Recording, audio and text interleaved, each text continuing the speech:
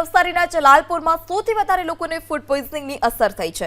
મટવાડ અને સામાપુર ગામમાં ફૂડ પોઈઝનિંગથી દોડધામ ભંડારામાં મહાપ્રસાદ લીધા બાદ ઝાડા ઉલટીની ફરિયાદ સૌથી વધુ મળી હતી અને સૌથી વધારે 70 થી 80 બાળકોને આ ફૂડ પોઈઝનિંગની અસર થઈ છે। તમામ સારવાર આપવામાં આવી હતી। તમામને અને સારવાર બાદ રજા આપી દેવામાં આવી।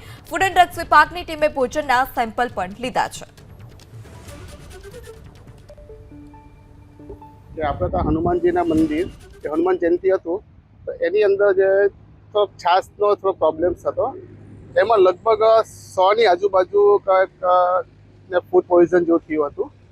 લગભગ એમાં 60 થી 65 છોકરાઓ હતા નાની ઉંમરના અને લગભગ રાતના 12:30 સુધી સારવાર આપી અને પછી એમને રજા આપી દીધી છે। અત્યારે હાલ પરિસ્થિતિ નોર્મલ છે અને આરોગ્ય શાખાનો બી ખૂબ આભાર કે એ લોકો ફટાફટ આવી ગયા છે અને યુદ્ધના ધોરણે કામ કરીને જે બી કંઈક કેસો હતા એમને નોર્મલ